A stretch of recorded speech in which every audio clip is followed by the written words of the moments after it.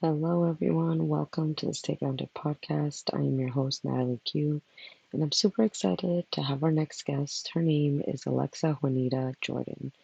Alexa is a certified life coach and writer who believes that authenticity is the key to greater fulfillment. She creates opportunities for people to explore authenticity and cultivate more of it through her one on one coaching, workshops, journaling prompts, conversational groups, and her weekly blog, Wild Cozy Free. Her new book, The Start of It All, is now available for pre-order and on sale this May. It's a 20-something's guide to resilience, empowerment, and authenticity at the dawn of adulthood. It features questions for self-reflections paired with stories from her 20s. Alexa is also the executive director of the Juanita James Memorial Scholarship Fund in memory of her late grandmother. The JJMSF provides college scholarships for students from the Bronx housing projects. Everyone, help me welcome the incredible Alexa. Hi, Alexa. Welcome to the Stay Grounded podcast. I am super, super excited to have you on.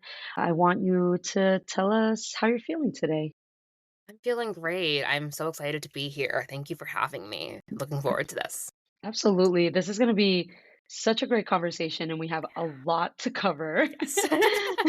So, just to start off, I want you to tell us a little bit about you. Tell us about your story, who Alexa is, and why you do what you do. Yeah, absolutely. It's always so interesting to think about how to answer that question. It's like Yeah. I'm a big fan of like Brene Brown's podcast, and she always starts this question is really tell us your story. And it's so interesting to see the different lenses and the different ways that answer evolves. And I think when I think about my story, I think the themes have been kind of like wearing lots of hats and taking lots of Mm, pivots. It's been very much like a yellow brick road, Alice in Wonderland kind of adventure. But above it all, I'm a native New Yorker. I am a storyteller, and I am a deeply, deeply feeling, like, very sensitive person.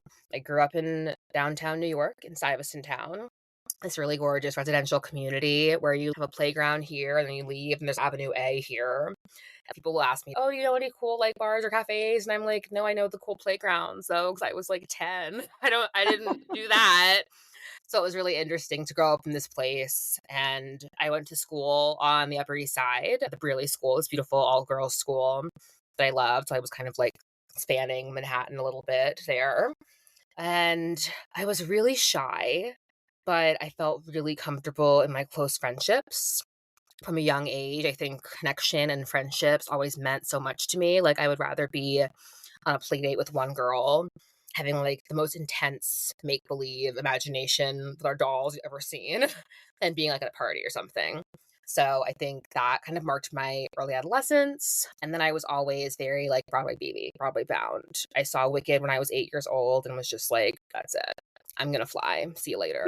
I still love Wicked very much. The 20th anniversary was last year and it was so much fun. And it was not even what I was gonna perform in that mattered. I just wanted to be on a stage or even on Disney Channel with my own Disney Channel show. That was much fun. And I was very shy, but I felt very alive when I got to be somebody else. So I started doing theater in school. I did musical theater intensives. That came into high school. I do off Broadway, like all these different things, kind of feeling singularly focused, but also having other little mini dreams on the side. Like, I remember I was really into Architectural Digest for a year. I would just collect the magazines from my aunt's office, and I wanted to be an interior designer, and I wanted to do this, and just the idea that I could do a lot of things always felt very possible, which I think is so important for women. So fast forward, I get into a really great theater school and for college, and there's this little tiny part of me that's like, what if you don't want to be an actor one day? And what if you want to do something else? Maybe you should learn more things. And that is not at all a service to conservatories. A lot of my close friends went to conservatories. They're beautiful places. You learn something about yourself and all these things. But I just had this like little inkling that maybe I wanted to dive into multiple fields of study. And I kind of think it was like adult Alexa from the future kind of planting a seed. Whereas 18-year-old Alexa was pissed. And she was like, "What are you talking about? We're going to theater school." And so I made this decision that kind of broke my own heart, but ended up being the best thing. My best friends from Vassar, where I went to school, are getting married this summer. And I wouldn't trade those friendships and our Disney acapella groups and that experience for anything. So I get to Vassar, and I'm still kind of like a little this actress doing my thing. And in another surprising decision, sophomore year, I drop my acting class in order to take playwriting because they just sort of threw this email out to us. There's this amazing playwright coming to Vassar, and you should take this class. It's gonna be so good. And I was like, well, okay, sure. I'm a good writer. I've always loved writing, and I can act. I can write a play. That sounds easy enough. It's not easy at all, but I was the hubris of a 19-year-old. Like, sure. Yeah. And that is where I ended up meeting my mentor and one of my dearest friends, Catherine Fiu, who is a renowned playwright who writes about, human rights activism and just all these really beautiful, beautiful stories that need to be told.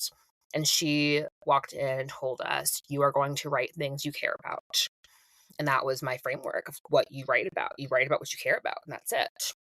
And I wrote a play about a therapist trying to decide whether or not to leave her small practice for a bigger city job, and the tie between leaving her patients behind and her own career interest and her own mental health. And fast forward, I ended up developing that into my first full length play. But in the meantime, I was still like, okay, back to acting. Like, that was fun. That was a little stint. We're going to go back here. And in the midst of all of these things and, all these achievements and really pushing myself, I had this moment where I was like, I've been in school for 20 years. Obviously, not since I was 0, but I'm very dramatic. So I was just like, it's been 20 years. And I I just felt like I don't want to be here anymore. I want to know what the regular people do at 1 p.m. on a Wednesday afternoon. It was very much like Ariel. I love Little Mermaid. I want to know where the people are. I want to know, what's Love. going on? Like, why am I stuck in statistics class? And I was just really, speaking of mental health, going through my first, big depressive moment and trying to, I just think, figure out my place in the world. I think that today, younger people, there's a more of an attention to mental health that's really beautiful, and just an idea of struggles of different ages and different grades. But I feel like I just had never had any time to reflect after all of these pivots and hats and switches on, who I was as a human being and just who am I when I'm not doing my homework and stressing about an internship and zoning out in my bed. Like, I just really was ready to just be somewhere else. And so I ended up designing my own year away for junior year, where I didn't take the year off, but I spent the summer at UCLA taking classes. I convinced them to give me enough credits to take the fall semester off and kind of trade off there. So I was home in New York auditioning and kind of just doing the actor thing, but also kind of just taking a mental health break. And then I went to London and did study abroad or classical acting, which was amazing. And Love.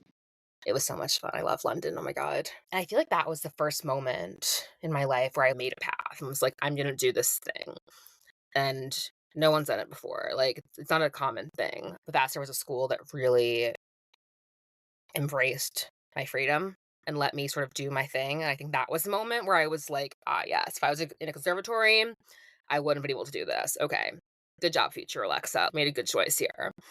And so I come back to Vassar. I'm back on the actor thing, but I also produce my play, which has a lot of positive responses. I'm like, okay, we're going into the world. We're going to be an actor. We're going to stay on this track. And I'm so wildly unhappy with acting. And it's this moment of, oh, this thing that I thought I wanted is not what I wanted. I got into grad school. I didn't go to grad school. I did an apprenticeship. I hated it and I came back early. I'm moping around New York. I end up somehow getting into my first off-Broadway show again. I'm in the New York Times. Everything's going amazing. And I'm just like, I'm so tired. Again, I would rather be at dinner with my friends instead of going to my half-hour curtain call. And that was when I just thought, okay, let's take a break. Sure. But then I get an offer to do the same show I did at Vassar with therapists and her patients. And so I produce and I act and I revise that, and I just don't recommend that to anybody at all. It's so much. It was a lot. It was a beautiful time, and the cast was amazing and all that, but it was just so much stress.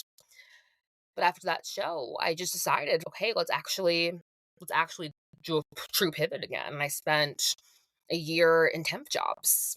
I was a receptionist. I was just mostly receptionist and temp jobs person, the kind of jobs you can do when you're not actually working there in the company. And just kind of figuring out like what it meant to be in an office after being in a black box theater for all these years. And while I didn't miss acting as much as I thought I would, I found myself writing every day. And I wrote a play for fun. And I got some friends to read it.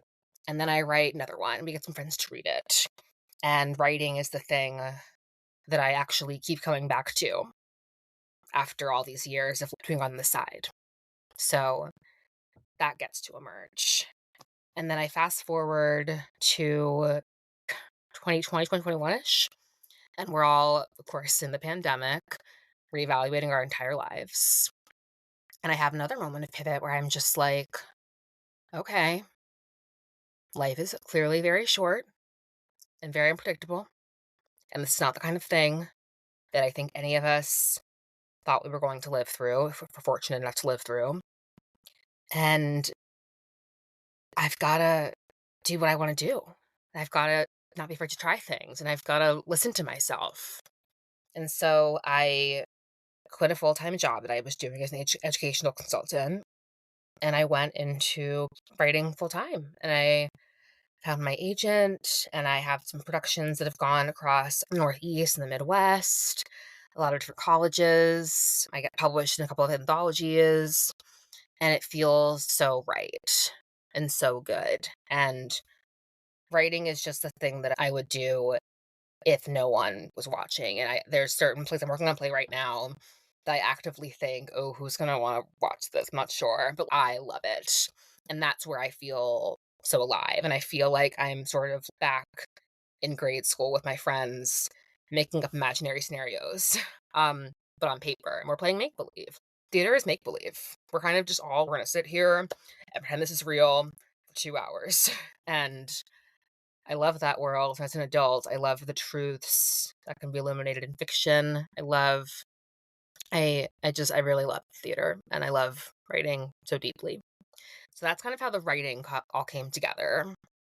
And in the midst of, all the different temp jobs and figuring out acting and all of that, I also end up taking over my family's nonprofit, the Juanita James Memorial Scholarship Fund. My mom's been running that with her sister since I was little. So in the midst of all these things, I'm also in the nonprofit world. And we give scholarships to kids in the Bronx housing projects going to college. So I'm kind of like, there's the multiple hat situation going on. And speaking of my parents, about a year ago, in the midst of all the writing and the nonprofit, and in order to support myself as a writer, I'm also freelancing and marketing. They're like, you should go to grad school. And I'm like, excuse me? They're like, you should just go. And I'm like, that's not how it works. And also, I don't want to. And like, for what? They were just like, we feel like you should do that. And it was so much easier. I'm a people pleaser to just engage them and be like, sure, okay. And so I had this moment again of, okay, well, you feel pretty good at what you're doing and you feel pretty settled in this life, but also if you were to do something else or add to it, what are you missing? What part of you is not being expressed? What else could you do? Just this moment of, hmm, I don't know. And the idea of mental health came back to the surface because I care really deeply about mental health in general and the stigma around it. I know that you do, and just people caring about mental wellness. But I also knew that I didn't want to go back to school for like a bajillion years. I have lots of friends who are counselors and therapists, and God bless them, but could not be in school all the time, which I know you relate to with lawyers in law school. But around that time, I end up going to, and I feel like I've been talking forever. I end up We're here going to to listen. Chicago. The same friends I mentioned who are getting married this year. Shout out to Julia and Jake. My friend Julia at this time is graduating from graduate school. And my friend Jessica and I go to surprise her. It's this whole beautiful thing. And I'm around other students and people pursuing their passions. And it's very inspiring. At the time, my parents like go to grad school. I'm like, okay, well, grad school seems kind of fun. Okay. On that trip, I end up staying with another dear friend, one of my best friends from study abroad in London. Her parents hosted me, and her mom is actually a lawyer who is now transitioning into fitness coaching and fitness training. And we sit on her back porch, and I'm exhausted from graduation weekend, and we're just like sitting there chatting. And she's telling me about her journey and her classmates and what it means for her to switch careers like later in life and have this new passion. And I can just see how it excites her. And I hear myself say the words, yeah, I'm thinking about becoming a life coach. And that was not a conscious thought that I'd had before I said it. And it was so weird. I was like, that's what is life? What am I talking about? And the first thing she says to me is, "You will be so good at that." And she was so encouraging. And so Linda is Yeah. so wonderful. And we have a conversation about it. I hadn't talked to anyone in my life about it. And she was so supportive. And I get back to New York and I find a school that I like. I figure out the ins and outs of like ICF credentials, all these things I'd never heard of before. And the director of the Life Purpose Institute tells me there's a class starting next week that they might be able to get me into. And I'm like, that sounds kind of fast. Maybe later. And she's like, yeah, maybe later, but also maybe now. Like she had a feeling too about me. And I Hmm. was like, okay. And at that moment, I didn't think of myself as a person who made big moves that quickly. As I'm telling these stories about myself, I'm kind of like, yeah, you kind of are that person a little bit, I guess so. And I entered this course in June 2023, and it just changed my whole life. Coaching is the career path and just the part of me that I didn't ever know that I would fall in love with something and feel as, like, just naturally passionate about something as writing ever in my life. And when I'm coaching, the thing my friends and clients say to me every time that I love is like, "It is clear how much you love doing this. It is so clear how much you care about this, and just passion is so deeply clear." And it's because it's true. It's there, and it's done so much for my life. I love being part of other people's lives. I've missed that in-person connection of acting in the theater world, being a people person, and it feels like the place where all of my hats and all of my pivots were leading to. It was kind of like I was collecting all these different pieces of myself. Now it's like, okay, here you go. Here's the front of the puzzle box. This is what you were coming to. And so I'm just really very grateful to be here. And I am that's my story and I'm sticking to it. I love that. No, thank you so Thank much for you. sharing that. It looks like you went through a lot of ups and downs in trying to figure that out, which I can totally relate to Yeah. because I was on my own journey and I was doing a Yes. lot of that and trying to figure it Yes. out, trying new things. And that's kind of what our topic is, authenticity, right? Mhm. And which is, it's kind of perfect and it leads it into what we are trying to discuss here in trying Yeah. to keep your authenticity Mhm. regardless of the outside noise. And so, how do we do Yes. that? How do we Yes. bridge the gap between our inner and outer worlds, right? Yeah. Which goes kind of Mhm. perfectly with your whole entire story.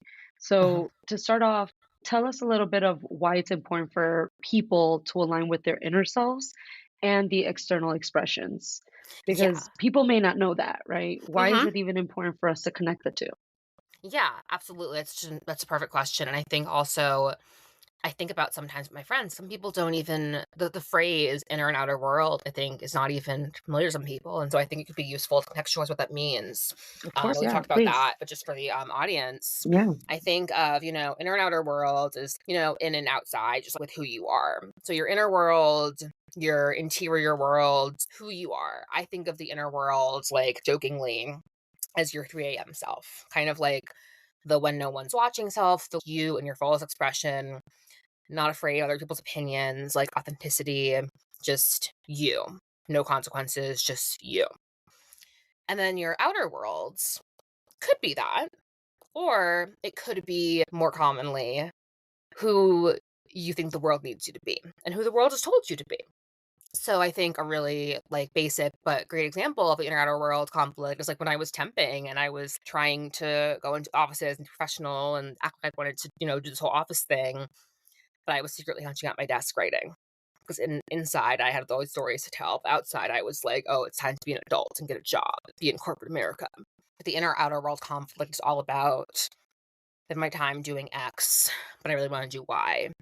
I've been told by the world that I need to be quiet and demure and do all these things, but really I wanna go join a safari and do paintball. I don't know, just whatever it is.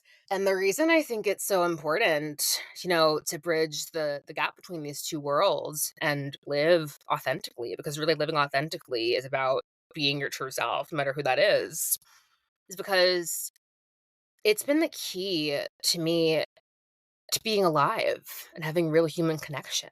Like, if it's with you and I, if I'm presenting a self to you who is not really me, but it's who I think I need to be, or who you'll like, or you'll be impressed by, and you connect with that person, great. On the outside, we have a connection.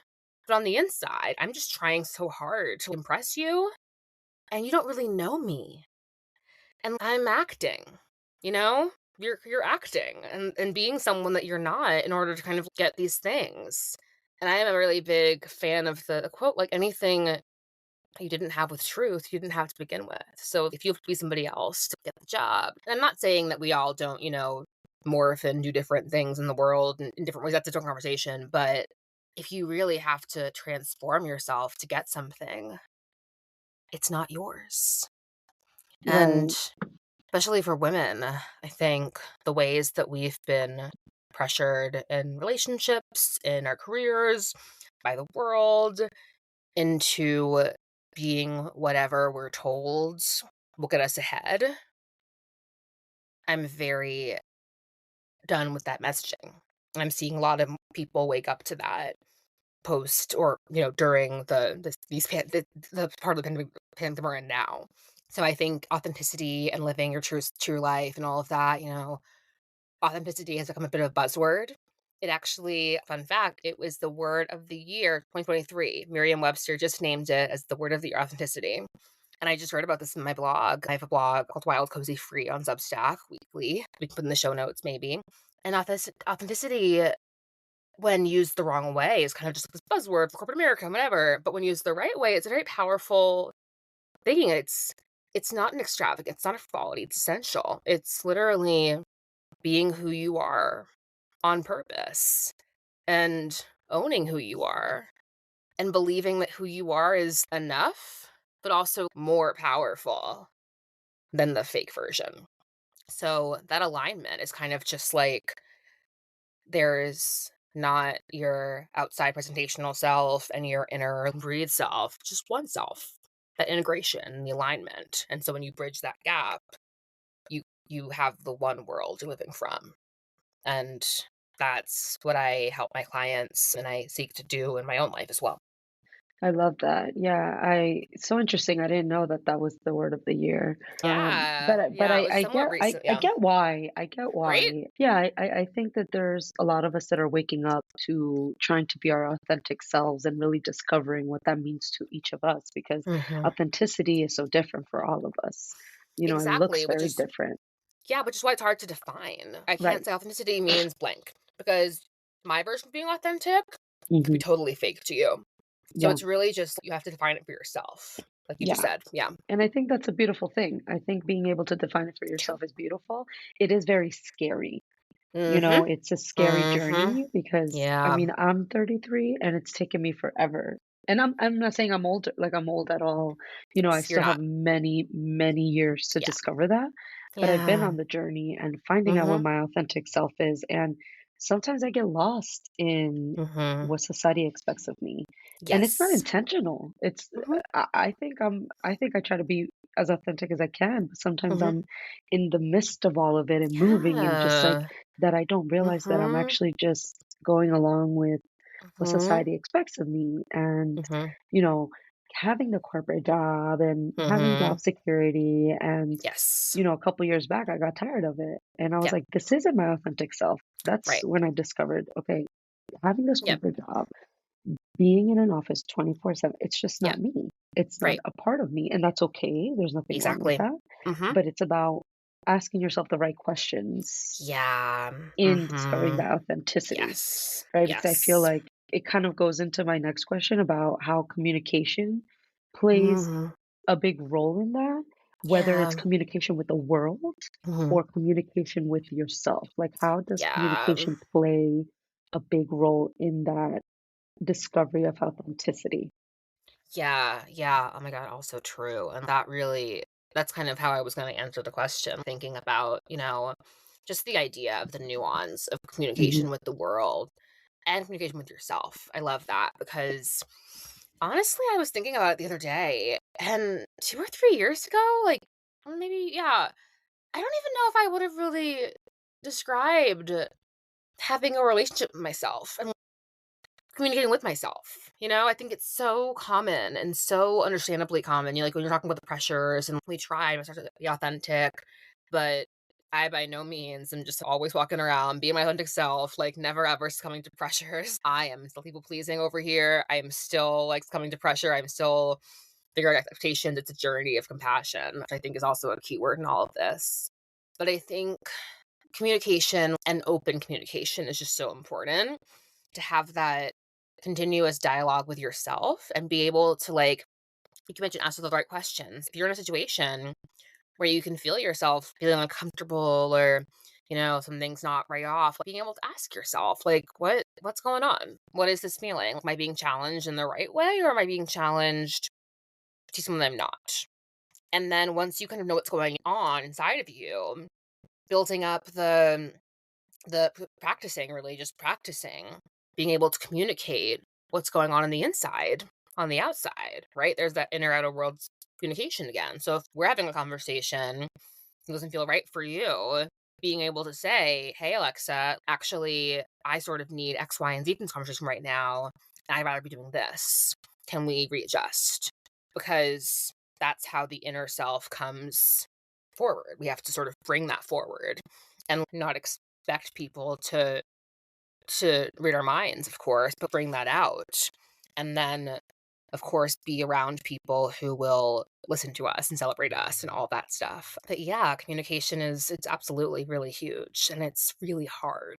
Like I am still really, really learning how to figuring out your needs, I think, and then being able to communicate them are 2 different things, and they're both really hard things, but it's worth it. I think it's really worth it to have that comfort and that ease and that, yeah, I can't even it's not even a really word for it, but it's that feeling, like, like, that feeling of just shoulders down, I felt that when yeah, you and I first met, like, I was like, "Oh, I can be myself here, like, I'm good, yeah, like, this is good feeling," and we deserve to have that more yeah. often. We do. We definitely do. I think we're very deserving of that. And Mhm. I was actually going through a bunch of anxiety this week, and we're taping this December time. And there's just a lot of changes coming. And Yes. so for me, I'm like, how can I be my most authentic self even through this anxiety? And Yeah. a friend of mine actually recommended, he was kind of walking me through the anxiety and the experience. And Mm. he's like, you need to talk to yourself, talk out Mhm. loud, like Mhm. really talk out loud. Yeah. I felt so silly doing it because you're just by yourself. And I guess at the beginning it will feel silly, just an Yeah. FYI to everybody, because Mhm. you're not you're not used to having conversations with yourself, which is very Mhm. weird. And once I started to do that, I kind of started to get down to the nitty-gritty answers of where that anxiety, the authenticity of that anxiety, right? Like where it was Yeah. coming from, what I was Yeah. processing. And then I was able to Yeah. also journal about it, right? Mhm. Writing about it is also really important, and Yeah. asking yourself the right questions during those Yes. times of reflections to see what you like. Yes. Even as simple as, what are my joys? Like, Mhm. it's funny, with my clients, I will ask them that, and you'd be surprised how many people aren't sure. They're like, Mhm. well, what do you mean? And I'm like, Right. well, what really brings you joy? Yeah. If today you had nothing to do, no kids, Right. no nothing, had Yeah. nothing, Yeah. how would you spend your day? Like, what brings you Mhm. joy? And it was amazing to see how many people didn't really know. And Yeah. that's that lack of self-reflection that people don't really connect to, which Yeah. is connected to being your most authentic self, Yeah, right? You absolutely. are constantly playing roles, but Mhm. you have to connect to the role of being yourself. I think that's one of the most important Yes. ones, Yes, right? all of that. I just wanna echo all of that so deeply, and thank you for talking about the anxiety moment too. Yeah, I the mental health piece of discussion is so important to me, and as someone with anxiety and depression who takes meds, it's just so we're all walking around in these roles, and if we don't talk about it, we just assume that we're all okay and we're all fine. And, oh, well, right. she's doing a million things, but she's handling it. She's Yeah. fine. I should be fine. And it's like, she is not fine. She is crying in Mm-hmm. the bathroom. I don't know a single person who made it out of their 20s without crying in the bathroom in a corporate office. Just not even, and it's just, it's there. And I Right. think the thing about our roles is so important too. That's what I started my blog, Wild Cozy Free, to be an exploration of the self under all my roles. Mm-hmm. Like, who like, with the joys? It's such a good question. Like, what if it was all gone and you could just do whatever you wanted to do and work like you got a snow day? I would love an Yeah. adult snow day. I saw that there were December, like you said, and there's like potential of like 35% flurries in New York. I'm like, ooh, snow day. I'm like still 18 and I want everything to be canceled. Okay. And what would you do? What would bring you joy? I think that on that topic, especially with the pandemic, we've all gotten kind of used to the vegging out and the numbing sensation of rolling on TikTok for 3 hours, and honestly, if that brings you joy and you are consciously sitting down and saying, "I want to spend 3 hours on TikTok," go ahead, absolutely. But if you're just doing it to do it and you're not even really listening and watching and just, like, scroll, scroll, Mm-hmm. scroll, what would actually bring you joy? And actually intentionally 'cause I think that authenticity also has a lot to do with autonomy and intentionality Mm-hmm. and figuring out what you want and having it. Like, you know what I would love tonight? I would love to make pasta and watch my cult documentary. I've been very into cults lately. It's like a whole thing. And I want to look up Same this girl. thing. Oh my god, well, that'll be a side conversation. We gotta talk. I'm Crazy. fascinated. I'm terrified and fascinated. But you have to do it. And also, even with that, honestly, I probably would not have said that a year ago. I'm really into cults right now because I said to my friends even, I was like, "Is that okay? Are people gonna judge me? Is that like," even though I know the rest of the world's been watching them, I know we all were into the Nexium, the Vow. I could not tear away from the Vow. There was this part of me that was like, "What are people gonna think of me? What's gonna happen?" And I think people sometimes filter what we want through that expectation thing. Like, okay, well, I think I want to go for a walk and listen to a 90s playlist. What are people gonna think about me? I think I wanna put on a cult documentary and order some sushi. What are people gonna think about me? I think I wanna listen to an ASMR track on YouTube and take a nap at 3 o'clock. We kind of put this filter of, like, what other people are gonna think of who we are and what we want, and then we're living for other people, and that's not how it was meant to be. Absolutely not. Yeah. And, with authenticity, I'm a big believer that obstacles come with that Yes. because it's just not a linear thing. It's not a linear No. journey. It looks so Nothing different for is. everybody. Yeah. And we're in a society, especially with social media, that unfortunately we kind of care what people think and we Oh, we shouldn't, absolutely do. We right? should not, but we We do. shouldn't. And we kind of shape our authenticity around people's approval. And Yeah. that's kind of like the scary Mhm. part. And Mhm. I was a victim of that too, in Yeah. all transparency. I was like Me that too. Yeah. until maybe now 2 years ago, where Mhm. I'm just like, I don't care, like, who cares? Who cares if Yeah. I'm like on Instagram talking about wellness and, that was my authentic self. And I was so afraid to come out with her Yes. and come out and play Yes. and come out and be in that Yes. authenticity that I Yeah. was suppressing who I Mhm. was to, again, people please. Because that's what it is. Yes. It's what It it is. Like you want, is. we're as human beings, we want to be in community. We Yeah. like that's our nature to want to That's be in community. yes. So it's very Yes. hard to separate ourselves from Yes. that and Right. allow ourselves to be authentic when Yes. what I've discovered from being authentic is that it's taken away the people that are not supposed to be here for me. Yes. And then it's brought in the people that really love and Yes. appreciate and embrace Yes. who I really, really am. Yes. And Yes. it's not Mm. to say that it's easy, because I don't want No. people to No. be That's this misconception that it's, mhm. losing people is easy. There's a Mm-mm. grieving process that you go through, in losing people, Absolutely. but there's also just this, like, on the other side of that, you begin Yep. to meet people that align with you, with your Yes. beliefs, with who you are, with what you do, that don't judge you, that will tell you things Yep. straight so you Yep. can stay in alignment Yep. with your most authentic self. And Mm, I kind of want us to, you know, please let me know if you have any comments on that, but yep. I would really love if you could tell us, talking about obstacles, like Yes. what kind of obstacles have you seen that are really the most common in Yeah. this journey for people? Yeah. I'm air quoting journey because it's like, Mhm.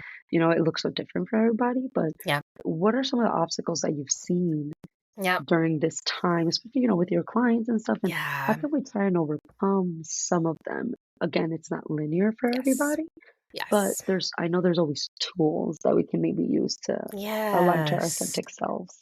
Absolutely. I mean, first of all, just everything you just said. That was beautiful. I really Thank the whole time, you.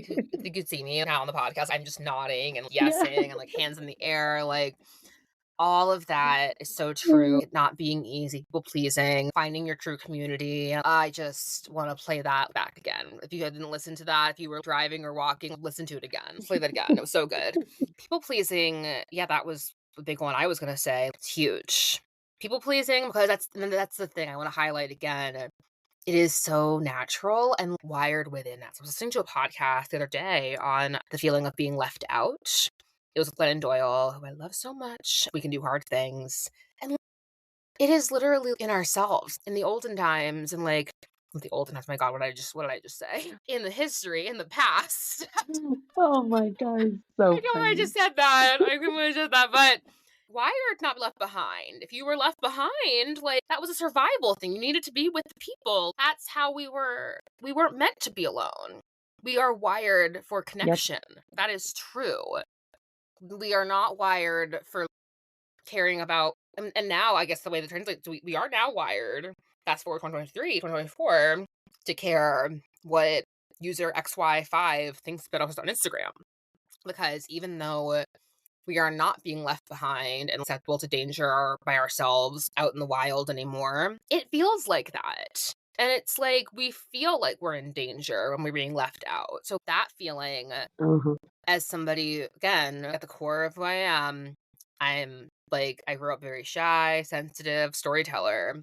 I am no stranger to making up stories in my head about why somebody doesn't like me or why they aren't talking to me. And maybe if I just did X, Y, and Z, it could all change. And I'm living for the approval of others and not caring about what I thought. There was a point in my life where I strongly believed it would be easier to get other people what they wanted and be that version of me, Yeah. because me being who I wanted to be would cause them pain. And then that would cause me pain. So me doing my thing Yep. was worth it. Yeah. But clearly, fast forward, when I kind of, you know, gained the courage to start being my authentic self, honestly, through some very painful losses, you kind of realize, like, oh, it was exhausting to be that person.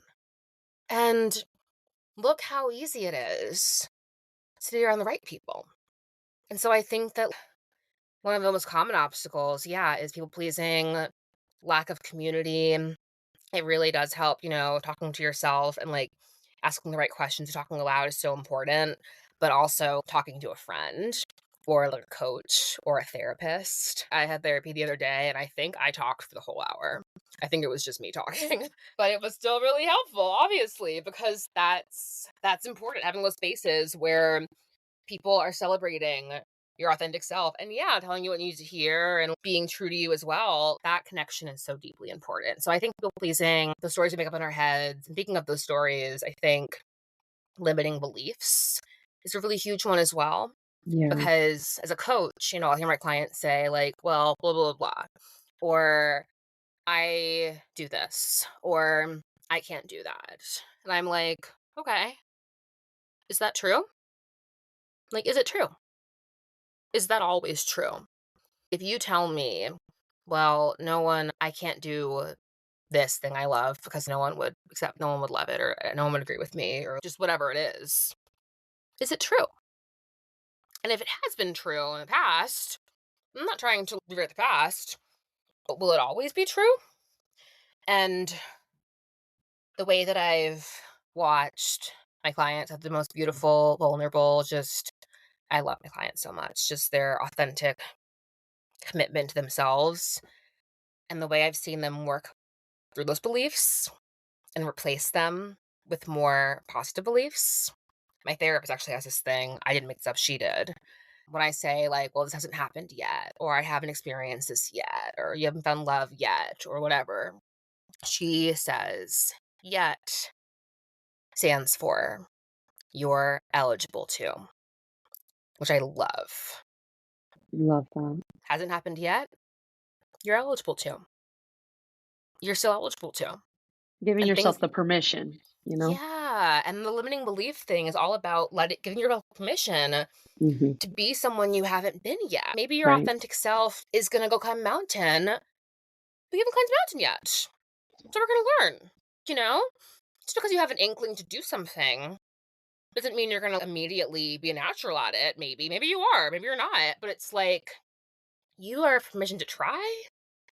You have permission to mess up. You have permission to Yeah. be embarrassed. You have permission to cry in your bedroom. You have permission to do it all and be a deeply human, deeply feeling human being. And you get to figure it all out. Because, with coaching, I think the most common misconception about coaching is that coaches tell you what to do.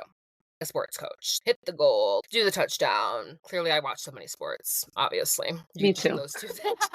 Like, We're me fishy. too, This is girl. a, this is a sports podcast. Yeah. It's actually a football fantasy league. Go sports. Go sports. I'm in a fantasy league, guys, But so yes, I did watch the Chiefs-Eagles game recently for Taylor Swift. That was my exciting thing oh. I did. It was so hard to keep up, but I was there for her. Anyway, so I'm about that kind of coach. But as a life coach, I'm not here to tell you what to do. I'm here to help you realize that you know what to do.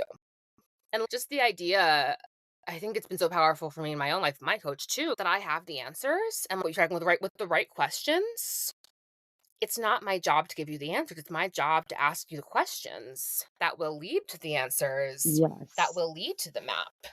And then we'll drive down the road and we'll figure things out. I'll be in the car with you. But like I say to people, I can't drive the car. I don't have a license. I'm a native New Yorker. I literally can't drive the car. I am a great road buddy, but I'm not driving this car. So yeah, a lot of this comes back to trusting that you can figure it out I and that love that. you have the power to, you know, do what feels aligned Mhm. for you. Mhm. You, like you said earlier, you deserve that Yeah, and you can have that. We're not saying it's absolutely. gonna be easy, Mm. but you can have that. Yeah, I Yeah. always like to reiterate to people listening to my podcast, my community, my clients, that the journey is not easy. Yeah, Yeah. people show And you what they have worked at. So the reason why I'm showing you what I'm showing you is because right. it took me years of Right. work, of Yeah. commitment to really Right. come to this version of myself.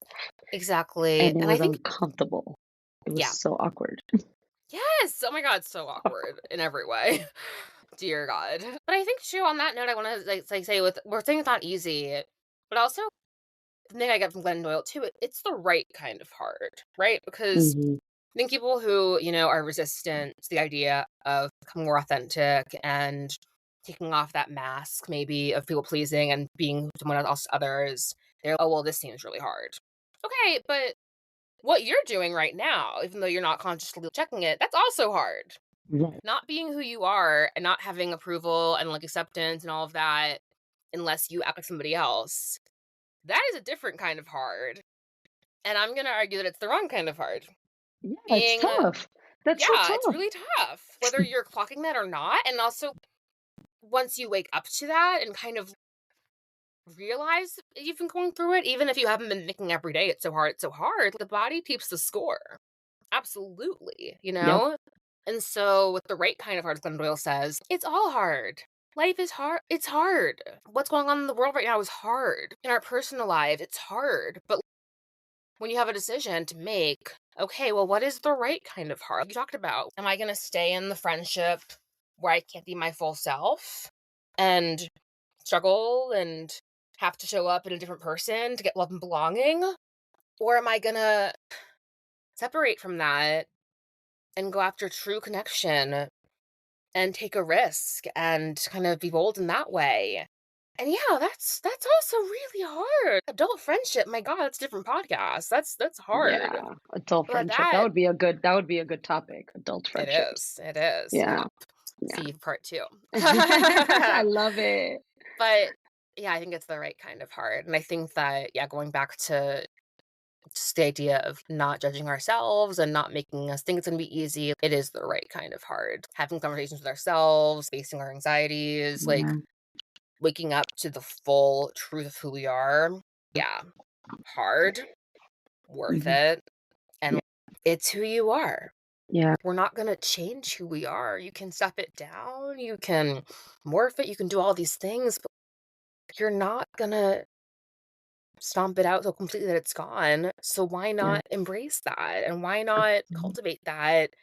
And that's also part of why authenticity is so important to me. I feel, you know, more myself than I've ever been. And I look back at old Mm, pictures of myself, I think about certain relationships, and I think I have so much compassion for that self. And I mm, think about what my old self would think of me now and ways that I've changed. But it's like, I haven't become this new person. I've become the person who I actually always was. yeah, So I it's agree. not like, I've been that too. I went through that right, process. I'm like, wait, right, were they changing? Yes, but was I right. becoming my most authentic self? Yeah, Yeah. And you're returning to yourself. And we're not saying you yeah, become this self and then it's like, boop, you're here forever. That yeah. person will change. Like your authentic self in 2 years will change. Always, But I think it's, yeah, it's yeah, really, it's hard, but it's so worth it, which is yeah, why we and need people to help us along the way. absolutely. And just, I want to like a clean slate. Let's say that there's a person that has no idea where to start, right? Yes. This is new Yes. to them. They're like, okay, my authentic self. Okay, I get it, Mhm. right? I get what you guys are saying. But what are intentional steps that a person like that can take to really start getting closer or connected to that authenticity, to that individuality, to themselves, to connecting these two worlds and still being able to be themselves? Yeah, absolutely. Absolutely. So I have kind of 3 steps for us. This is kind of like the rough outline of what I go through with my clients and what Mm, what I went through in this journey. mm, So step 1 is starting with you, your inner world. Investigate who you are on the inside. You were talking about spend some intentional time getting to know yourself. mm, I like to think of it as who am I when no one's watching, like my 3 a.m. self. People have joked that my 3 a.m. self is more sophisticated than their 3 a.m. self because they're just like stumbling to the bathroom and going back to bed. So to clarify, I'm actually up at 3 a.m. It's just that moment of, it's dark and no one's watching and you don't have obligations. What are you doing? Who are you? What are the thoughts that are coming up? What is that vision of your life? Just what is that? And I really like that's not a step you gloss over. It's not a one night thing. That's not like one journal entry. That's really deep investigation. There are all kinds of tools and questions we have for that in life coaching, but there are also many ways to do that yourself. And of course, we're both big fans of journaling, just like bringing what's inside outside, like excavate, bring it out. And once you feel like you've done that kind of thoroughly, which is a continual process, step 2 is to now that you've done this, examine the outer worlds through the lens of your full, real self.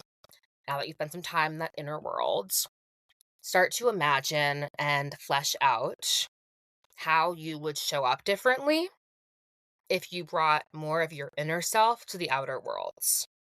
And don't think about the imagined consequences of, oh my God, if I should have let this at work, I'd get fired. Or, oh my God, if I did this, everyone would hate me. Just like, don't think about logistics and feasibility yet. Just think, who would I be in this world if I was being that self? Let yourself imagine. And that's really also hard. Like, it's really fun. And there's lots of fun questions we can get into. But, I asked some of my clients one of the questions from self-discovery process, which was designed by Fern Gorin, the founder of Life Purpose Institute that we have, is what would you do if you knew you could not fail? Which is, a quote that we all like know, but as a question, when we deeply investigate that, a lot of people rightfully have their hard time wrapping their head around the idea that they can't fail. So help yourself get to a place of no consequences. We're just still imagining here. My inner self is in the real world now. Where am I going? What am I doing? What do I want? And then step 3, integrate the inner and outer worlds. Bridge the gap. The you are when you're not afraid of judgment, and the you are when you're trying to impress people and gain love and approval. You know, this is the logistics time. Identify and see the changes necessary to bridge that gap so that there's only one world where your authentic self feels safe to emerge, because that's the really key thing here. You can't just expect your authentic self to show up and be there and feel safe somewhere they aren't safe. It's kind of like inner child stuff. A kid is not gonna like feel comfortable in a space where it's not comfortable. They're gonna hide in their room. Your authentic self is gonna hide within. But if you create the Absolutely. right conditions and you really bridge that gap and work intentionally to create a world that is for them and built for them, that's when the gap gets bridged, and that's when the worlds come together. So Wow. yeah, step 1, investigate the inner world. Step 2, examine the outer world. Step 3, integration. I love that. I really, really love that. And they're Thank you. very good steps for people. And during this process, I mean, authenticity is really to get to know yourself. And so Oh yeah. this is the real reality of what people are going to have to, I guess, face the good and the bad. And Mhm. so get prepared to just be in that space and for it to be okay. Like I said, there's a threshold with getting to know yourself. There's Yes. obstacles with Yep. being your authentic self. And so Yes. these are so incredible. Yeah. These are great, very tangible ways of doing that. And let's say a person does all three, right? And Mhm. so, how do we, as individuals, I guess, measure the progress Mm, in being able to align these? How do we know yeah. we've, I guess, quote unquote, changed or become Mhm. closer to our most authentic and best selves? Yeah, that's an amazing question, and I think it goes back to the definition of authenticity, in that you kind of will know, and you can only you can define what that's gonna look like. So talking about that shoulder dropping feeling, it's just it's not something that I can, with the way I process things, put into words. It kinda just feels integration, like when a puzzle is complete, when and not that we're ever complete as individuals and human beings, we're always gonna grow and evolve until we're gone. But I really think it's just that feeling. I think that I'm an extroverted introvert, right? So I always joke with my friends, I could be going to a Beyonce concert, and the best part would be coming home and texting about it. Because I'm just ready to be in my couch on my cocoon, telling my friends what happened. But so that's normal. And we all have energy levels and all of that. But I think sometimes for the longest time, I didn't know what this feeling was. But when I was off performing and pretending, I would kind of come home and close the door and with this sigh of like, I can be me now. I'm whatever. And that's a different feeling from I'm so tired. It's different. It's taking a mask off. It's that feeling of just I can, take off that outer shield. And I think you just know when you're around friends you don't have to pretend with, when you're in environments where your full self is welcomed. I just think I wish I had a more kind of universal truth for everyone, but I don't think it's universal. I think it's personal, and I think I would be doing a disservice to pretend that there is just one way. I Yeah. think that we're all reprogramming and learning. We have to learn what that feels like. I think that's part of what getting to know ourselves is. You will know what it feels like Yeah. when you are in authenticity in those real relationships. You will know what that feels like, and then you will learn what it doesn't feel like, and you'll kind of Mm. learn to go towards that feeling. I Yeah, and think I you kind of agree. like, yeah, I I think you kind of agree. like, yeah, go ahead. I agree that it's a feeling. It Yeah. really is because Yeah. there's not much, it's hard to explain and measure, but Yeah. when you become closer to yourself and you're around people that accept you and that love who Yeah. you are, and that's not to say your authentic self, if your authentic self is being mean to people, that's not your authentic self. That's not Nope. to say that. That's not to Mm-mm. say that. It Yeah. is more of being able to just freely express and Yeah. be yourself, and it is a Yeah. feeling. It is a feeling. Yeah. Nope, yeah, we're not weaponizing authenticity. Your authentic self does not get to hurt other people. That's not what we are Right. saying at all. I think the feeling too, you were saying just it's a feeling and when you know, you know. It's kind of like learning what your yes and your no feel like. I love the saying if it's not a hell yes, it's a hell no. And I know what a hell yes feels like. I know when someone asks me, hey, do you want to do this thing? I'm like, yeah, of course. That means amazing. And you also know what it feels like when your friends are like, "Hey, do you wanna go to this thing?" And you're like, "Oh, I really don't." If you asked me to meet you for drinks at 11:30, hard no. Definitely not. Mm-mm. Yep. But there was so much of, "No, absolutely not." You're like, "We're in bed." Like, whether I'm awake or not, like, I am in the bed. And I spent a lot of time not listening to that and in situations where I did not wanna be because I was not listening for that internal hell yes and hell no. It was just, "Well, what do you want me to do? And what would this seem? Blah, blah." So it's like, know what the yes and the no. And I think a great, if you're a feeling kind of person in your body, which we all have bodies, but some people feel, more in tune with them and kind of those senses. With the yes and the no, I read somewhere once the yes feels open and expansive, and you feel your body feeling relaxed and comfortable. Whereas the no, I can feel my body contract. When you're on the street and something doesn't seem right, you kind of like, oh, shrink yourself. You don't feel right. If you really start listening to yourself and make the space, your body, your mind, yourself, you will speak to yourself in a language you understand. And I really want to say to people listening who are kind of just, okay, sure, Alexa, that sounds great. 2 or 3 years ago, I might have been that person. Okay, sure, your body speaks to you in language it understands. Quotation marks. Like, I could have been that skeptical person. Just no, it all sounds not so true. But it is possible. And just because you haven't listened to your body before, and just because you haven't listened to yourself before, it doesn't mean that your body has stopped speaking to you. If you listen, it will speak to you. You will speak to you. And you can develop that relationship with yourself to know what feels good. We're just talking about feeling good and Mhm. what feels good and what doesn't. Yeah. That's all. Like, You know what feels good. It's yeah. like how you know you're cold or you're hot. You have those sensations in parts of your life. You know you hate cilantro. You know you love guacamole. I guess without cilantro, it's a bad example. So we're just doing more of that. You're just Yeah. learning more about yourself and collecting that intel, and like your body will lead you there. It's not. Right. It can be the whole process and all of the excavation, doing things you haven't done before. That's hard, but the sensations and the feelings are simple. It Yeah. actually is a lot more simple. It's hard and it's simple. So that's a little complicated, but it's hard to lean into, it's hard to be in the process, it's hard to turn towards a new way of being, but also it'll get simple. And you're going Yeah. towards a simpler way of it's easier to be oneself, right? Like it's Yeah. easier to play one role than two. It's Mhm. easier. It is easier. I love everything that you said. Thanks.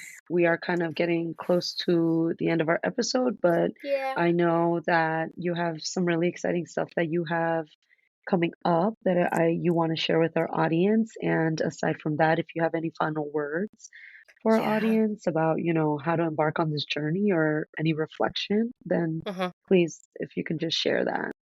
Yeah, I mean, first of all, I want to thank you for this Mm, hour. I just so grateful for our relationship and for this conversation. It yeah. just means so much. I'm so looking forward to collaborating more together. There's just things that I've coming up. We've been talking about journaling and asking yourself questions, and for people thinking, like, what kind of questions? I have developed a journal about authenticity and come back to authentic self to figure out what authenticity means to you. Where do you feel most authentic? When do you feel safe to be yourself? And all of those questions. So it is a book of journal prompts. And then I also have another one specifically geared towards 20 somethings. Because as I exit my 20s this year, very great, happily going to my 30s, I am reflecting a lot on the pressures of early adulthood and how we are all supposed to figure it out when we're 22. And we are all, my friend and I talk about how hard the first year after college was and how we weren't talking about it. And I very much assumed that she was just killing it and she was great. And I think she's something for me. And I was just like, oh my God, no. And I remember her telling her sister, it's gonna be okay. Even your friends who seem good, they're not good. Like, they're not good. Side notes, everyone in their 20s, it's okay if you're not feeling good. And so this journal, the 20 somethings, it's all about different questions to ask yourself as you gather those puzzle pieces of who you are. And the real emphasis is on the fact this is the beginning. Like, this is kindergarten of adulthood. You're not supposed to figure it all out. Maybe it'll be one of your best decades, maybe it won't. But it takes I think, the pressure off of your 20s while also letting you ask really intentional questions so that you can just kind of experiment and figure it out and collect data on yourself. I would love for it to be a journal that people return to year after year and see how their answers change and see, oh, this is 21-year-old Lexa, 23-year-old Lexa, 24-year-old Lexa, and just all those different people. And we're just gathering puzzle pieces for a puzzle. We don't have the picture to yet. So yeah, I have those two Mhm. journals and I have a promo code for your listeners that will be in the Love. show notes that I would love to offer to them. And yeah, I'm really I excited about love both of that. those. I love that. Thank you so much for sharing. I'm super, super excited about that. And like Yes. Alexa said, there's going to be a promo code for our listeners in the show notes. So before we end the show, we love to ask our guests three questions. And this is just to kind of lighten the mood and for people to kind of get to know you. So the first question is, what is one word that describes the season you're in right now? Ooh. I will say aligned. I love Yeah, it. I pulled a card. My coach, Mackenzie Watt, has this beautiful little mantra deck series that she makes. And I pulled a card before our podcast, kind of have a Mm, word. So it was a line. I'm showing her here. On the back of love. it, it says, you had a purpose before anyone had an opinion. And I really liked that. So I'll choose aligned for this season. I love that. Thank you for sharing that. Question number two. What's one piece of advice that you'd want to leave behind if you had to leave the earth tonight? Mm, no one knows more about you than you. I I really, love that one. no one knows. People have been places, people have done things, but no one knows more about you than you. I love that. Thank you for sharing that one. And the last one is, what is the worst advice that you've ever received? Oh, I feel like I've done a lot of blocking out of these kinds of things. I get that response all Um, the time from guests. They're like, I don't know, yeah, I block it I'm out. like, what is the worst? I mean, I think the worst advice, mm, and it may not even like, be like someone said this to me, but I think it was just the expectation for a long time. I have a lot of opinions about working for free. And I think especially for young people and for women and with the equal pay situation, the idea of valuing your work and just the idea that in order to gain experience, you don't have to be compensated. I think that I completely understand, don't charge $1 million or go for the highest like salary, like in fact, six figures when you're 20 years old. But the idea that you're doing anything and not getting something out of it at the very a Metro card, something, my God. Just the exchange of, yeah, knowing your value is super important to me. So yeah, I'm just gonna say not knowing your worth and not asking for what you deserve. I love that one. Yeah, can totally relate to that. When I first started my journey, I was doing a lot of things for free. Mhm. And I still do when it Yeah. aligns, when it's connected, Mhm. but I Yeah, and do like agree with knowing your worth. right, and there's a difference between it being your choice. We're recording this before it happens, but I'll say earlier this year because now it's so March as people are listening. I hosted a workshop called New Year Authentic You. And that was Mm, a free offering because I created it and I chose to do that. And that was my decision. And that's very different than someone coming to me saying, hey, will you do this thing? And I'm not talking about your friends in college and all this stuff. There's something different there. But like, in a situation where there's an exchange of goods or like when someone leaves a job and then you have to do their job, but you're still being paid one salary. I think there are just a lot of situations where I was not taught to think about the value of money and the fact that I deserved it. Um, so yeah, that's just so important to me. Know your worth. Add tax. I love it. Thank you so much. I just want to thank you for being here, for talking to us about authenticity and all of the advice that you really gave us to hone in on that authenticity. And I hope that our listeners grasped a lot of the information that you gave us, but not only that, actually went and actioned it. Yeah. So I just want to say thank you again for showing up in the world because we need more people like you that Oh, help us, you know, and help us you. be authentic. Yeah. We need more people like you. Thank you for this conversation. It was a beautiful, beautiful hour. I feel like we just had a little coffee together and chatted. Just what you want these things to be. And so I'm just really grateful for the space you provided, for the way you show up in the world. You are someone I feel 1000% being authentic with, and I'm just really grateful. Oh, thank you so much. And thank you to everyone that's listening.